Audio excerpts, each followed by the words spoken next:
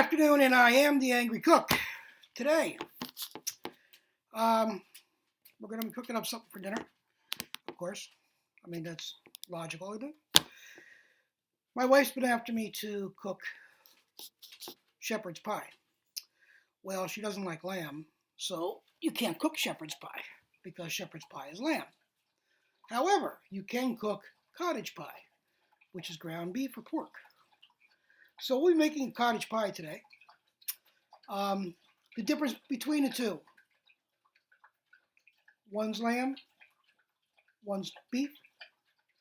You use chicken stock with the lamb, you use beef stock with the beef. Other than that, everything's the same. Same procedure, same rest of stuff. Carrots and onions and garlic, beef stock for us, and a cup of red wine. This is a Gordon Ramsay recipe. I know he's a very divisive type person. I happen to like him a lot. He holds himself to a level, and he holds his staff to a level that's very, very high, and he doesn't tolerate incompetence at all. That means you get very expensive food. If you've ever seen any of his prices in his restaurants in England, they're not for the faint of heart. However, the quality is never going to be up for discussion. You're never going to send a plate back because it's bad. You're never going to send a plate back because it's not done well.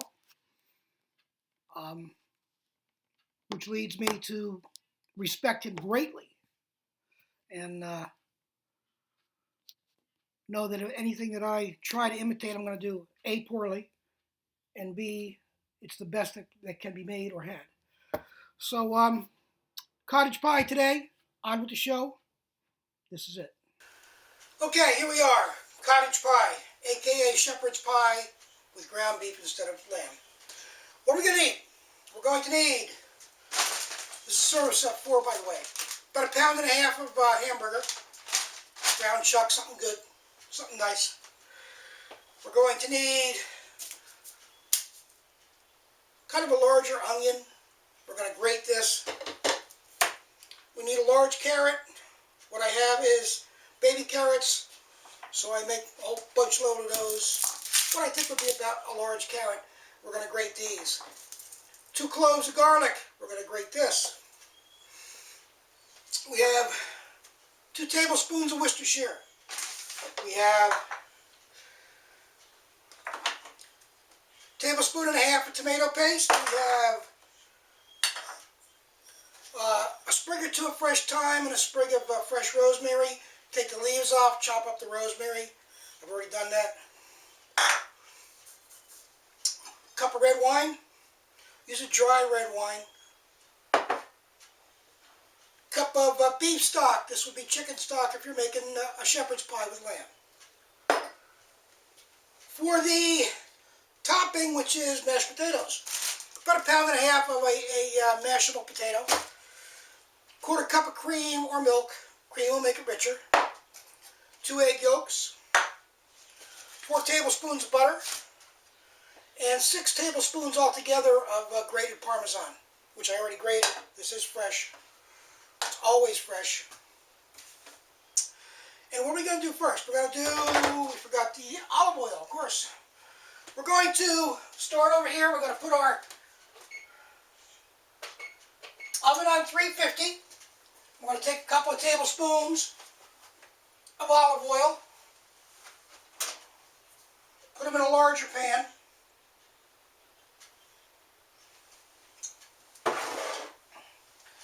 We're going to turn that on to about medium high in that area. And we're going to get things heated up. We'll be back with you in a minute. Alright, while the pan's heating up, we're going to prep our stuff. We're going to cut our onion in half.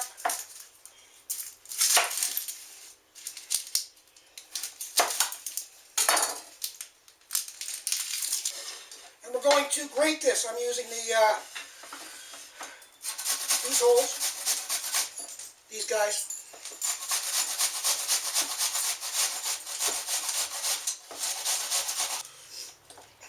I've never gotten down with these things to the bitter end. I'm going to chop those really finely with a knife without grating the crap out of my fingers.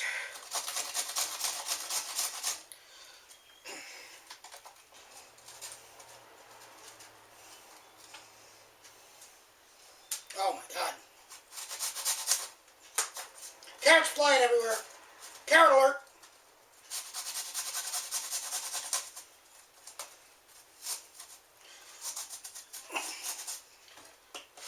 We're going to grate our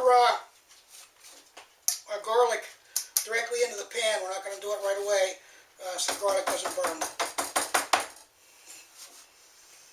Hello? Alright, I'm just going to chop these a little finely just to add to it. I'm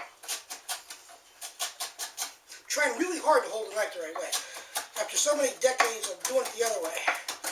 The incorrect way.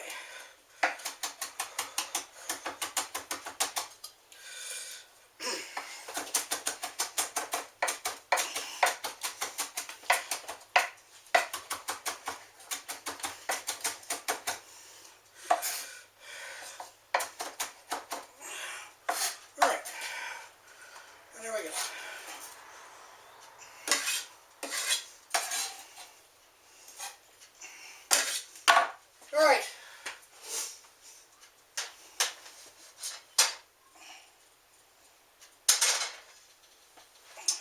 Alright, over to stove cam. Once again, failure for stove cam.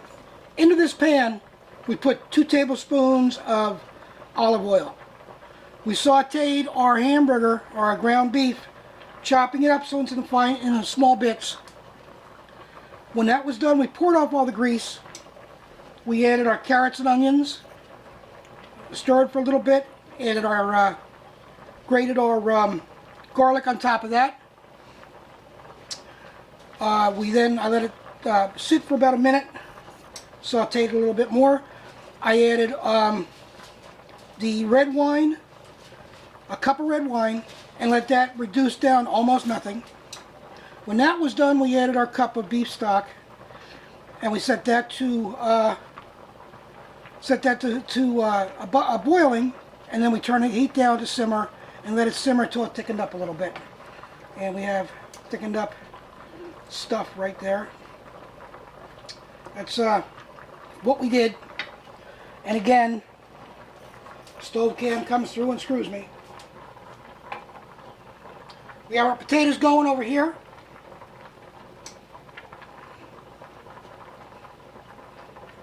They're almost ready to be mashed. We're going to mash them with 1/4 cup of cream or milk, 2 egg yolks, 4 tablespoons of butter, a couple of tablespoons of grated parmesan. We're going to mash those all together. We're going to rice them first, by the way, if you have a ricer. If you don't have a ricer, just make them as nice as you can. We're going to put them on top, and you'll see that in a minute over on the other cam. We're going to cover the top and enclose the top. We're going to pour the rest of the Parmesan cheese on top of it, and we're going to cook it at 350 for 20 minutes. Over here, we've drained our potatoes, and we've thrown them back in the on the burner. The burner is off, but it's still hot. What you're doing is getting rid of the excess moisture. You only need to do that for a minute.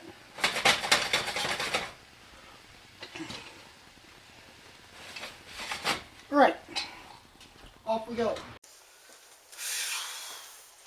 Okay, on we go to potatoes. Very ancient ricer. I think I paid $2 in this at a thrift store.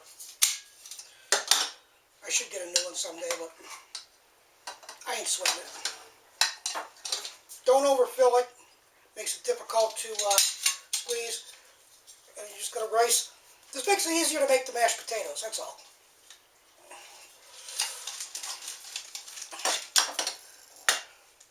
I've seen people say you can do this red potatoes in this and leave the skins on, but it just makes, to me, it just makes a holy mess. I don't do it that way. I skin everything.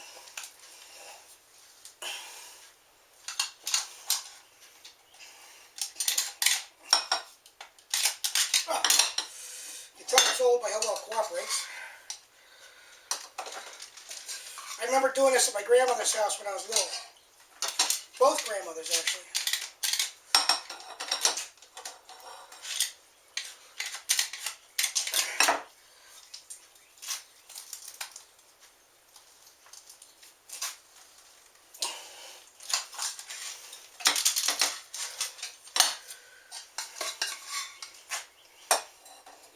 Get up here, you fugitive.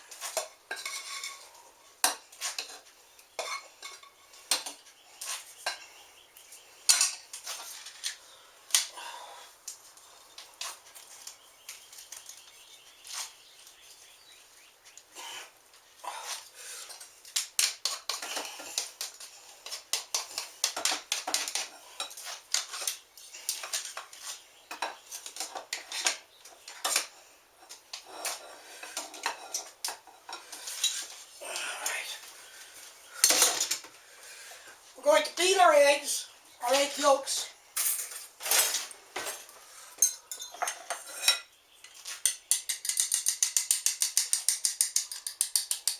Just till they get a little white yellow to them. So they're nicely beaten up.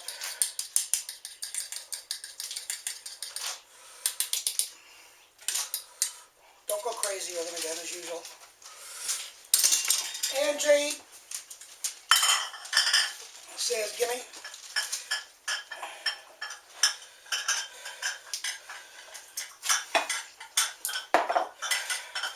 And the butter. And we're gonna, this is softened butter, just left it out, room temperature for 3 or 4 hours. So I'm just going to go around and put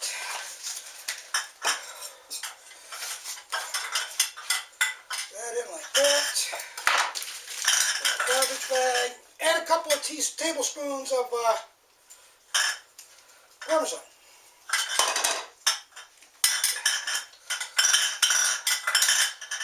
Okay, Jade, you don't need to lick the paint off.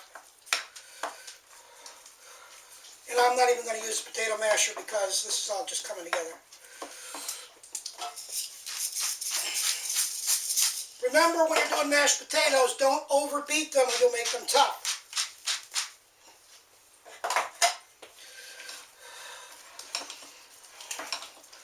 Whoa.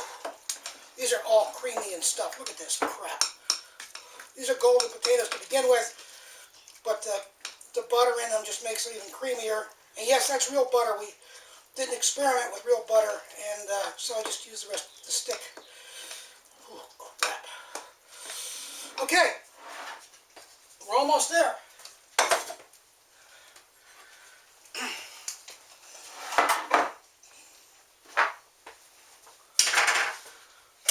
Move. Go on. Good girl.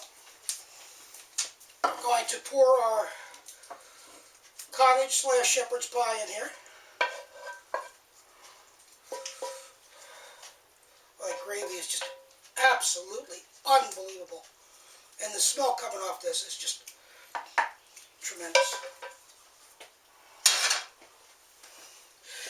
And we're going to ladle our potatoes generously on top.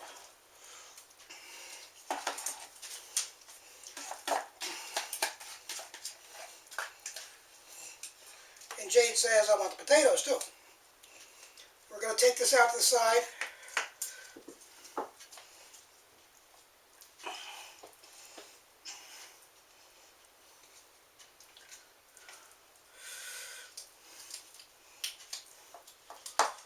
Jade's looking at the potatoes too, saying, yes, sir.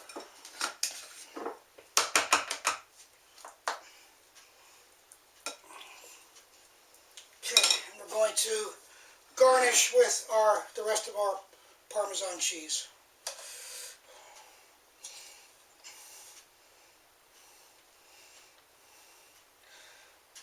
Spread it all evenly as you can. Here we go. 20 minutes, 350 oven, and dinner is served. I think I'm going to put that in a sheet pan because it's full.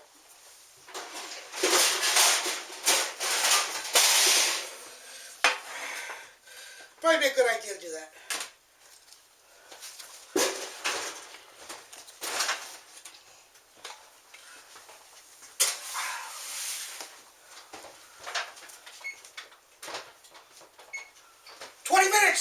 back. Okay, so we're seconds away from bringing it out of the oven. 2, 1.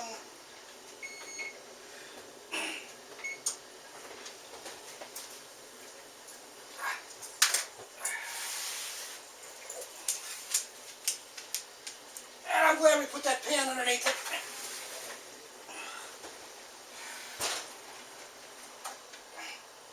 Or we would have a mess.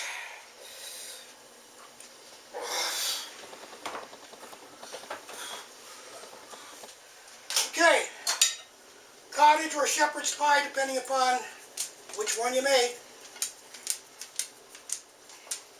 Nice parmesan